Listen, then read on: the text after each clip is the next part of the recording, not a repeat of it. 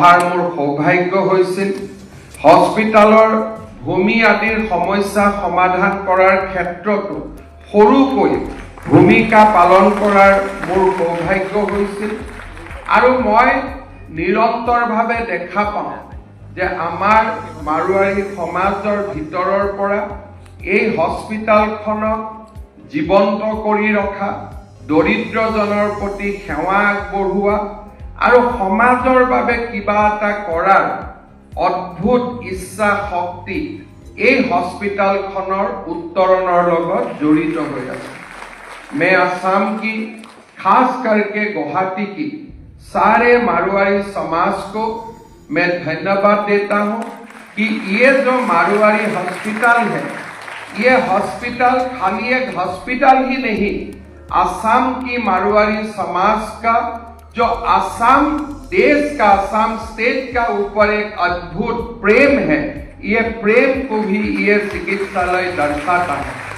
आप लोग असम को हमेशा अपना मां का रूप से स्वीकार किया है और उसी के कारण ये हॉस्पिटल से ही आप लोग मानव सेवा का हमेशा जो पीड़ा, ये पीड़ा भी उठाया है और आप लोगों का मन में और बहुत कुछ करने का सपना भी है। मैं शरद जी को धन्यवाद देता हूं कि एक मेंटल हॉस्पिटल का भी आपने यहाँ जिक्र किया है। सरकार आप लोगों का जो ये हिस्सा है, ये हिस्सा में जरूर आप लोगों को साथ देगा और जल्दी से जल्दी ये हॉस्पिटल निर्माण हो, इसलिए सरकार भी आप लोगों को भरपूर सहयोगिता करेगा। शतिका गणका এই প্ৰতিষ্ঠানখনৰ অসমৰ জনজীৱনক সমৃদ্ধ কৰা আমাৰ মাৰোৱাৰী সমাজে আগবঢ়াই অহা অৱদানৰ এক জীৱন্ত উদাহৰণ। আজিৰ এই মহান উপলক্ষত মই অকণমান অসমৰ মাৰোৱাৰী সমাজৰ ইতিহাসৰ বিষয়েও আমাৰ অসমৰ নতুন প্ৰজন্মই যাতে জানিব পাৰে তাৰ কাৰণে মই অকণমান আলোকপাত কৰিব বিচাৰিছো। বহুতে ভাবে যে অসমৰ মাৰোৱাৰী সমাজ যোৱা কেইটামান বছৰত অসমত আহি উপস্থিত হৈছে। 110 বছৰৰ এই চিকিৎসালয়খনে প্ৰমাণ কৰে যে আমাৰ অসমৰ মাৰোৱাৰী সমাজৰ অসমৰ মাটি আৰু পানীৰ লগত থকা এক দীঘলীয়া সম্পৰ্ক। 110 বছৰৰ এই হস্পিটালখনে এক জীৱন্ত সাক্ষী যে আমাৰ মাৰোৱাৰী সমাজখনৰ অসমৰ লগত কিমান দীঘলীয়া সম্পৰ্ক আছে।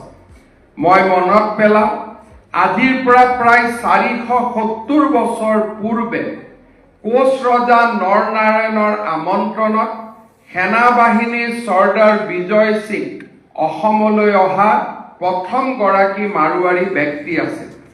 1826 চনত ইয়াণ্ডাবু সন্ধিৰ সময়ত অসমত 4টা মাৰোৱাৰী ব্যৱসায়িক প্ৰতিষ্ঠান থকাৰ প্ৰমাণ ইতিহাসে যোগান ধৰে। 1800 শতিকাৰ সময়ছোৱাত গোৱালপাৰাত পোদ্দাৰ নামৰ এটা ব্যৱসায়িক প্ৰতিষ্ঠানৰ উল্লেখ পোৱা যায়। সেই সময়ছোৱাতে অসমলৈ আহি ইয়াত বসবাস কৰি এজন সফল ব্যৱসায়ী হিচাপে মূৰ দাঙি উঠা এটা নাম আছিল নৱৰংগৰাম আগৰৱালা। আগৰৱালা বংশৰ পৰৱৰ্তী প্ৰজন্মসমূহে পিছলৈ অসমীয়া ভাষা সাহিত্যৰ বিকাশত এক ডাঙৰ ভূমিকা পালন কৰিল।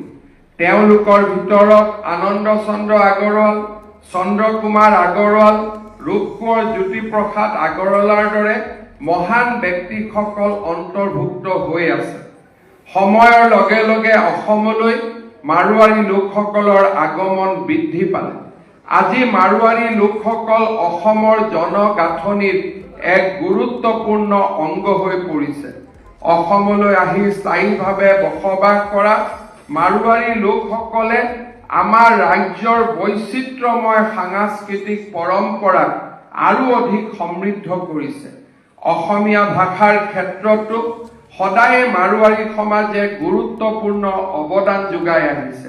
1860 চনত বিজয় সিঙৰ নাতি তথা হৰিপ্ৰসাদ চৌধুৰীৰ পুত্ৰ গোবিন্দৰাম চৌধুৰীয়ে অসমীয়া ভাষাত পুথি ৰচনা কৰিছিল। তেওঁ হয়তো প্ৰথমগৰাকী এনে মাৰোৱাৰী লেখক আছিল যিয়ে অসমীয়া ভাষাত কিতাপ লিখিছিল।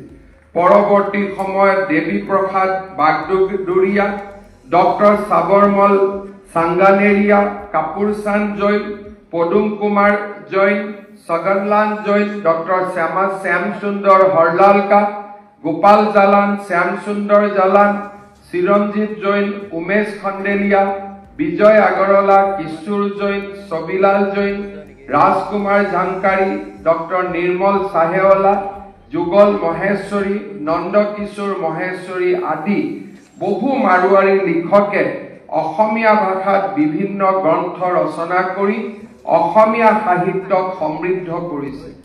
অসমৰ মাৰোৱাৰী সমাজে মানৱ কল্যাণৰ বাবে অসমত বিদ্যালয়, মহাবিদ্যালয়, চিকিৎসালয় আদি নিৰ্মাণত বহু দিনৰ পৰা অনন্য অৰিহণা যোগাই আহিছে। অসমৰ প্ৰতিখন পুৰণা মহাবিদ্যালয়, পুৰণা বিদ্যালয়ৰ লগত কিবা নহয় কিবা প্ৰকাৰে অসমৰ মাৰোৱাৰী সমাজখন জড়িত হৈ আছিল আৰু তাৰ উদাহৰণ আজিও এই বিদ্যালয় মহাবিদ্যালয়সমূহৰ নামসমূহৰ পৰা আমি অনুভৱ কৰিব পাৰোঁ। ডিব্ৰুগড় চিকিৎসা মহাবিদ্যালয় প্ৰাংগণৰ প্ৰসূতি ভৱন, গুৱাহাটীৰ ভুৱনেশ্বৰ বৰুৱা কৰ্কট প্ৰতিষ্ঠান, শিলচৰ কৰ্কট চিকিৎসালয় আদিৰ দৰে বহু চিকিৎসা প্ৰতিষ্ঠানত মাৰোৱাৰী সমাজে গুৰুত্বপূৰ্ণ অৱদান আগবঢ়াই আহিছে।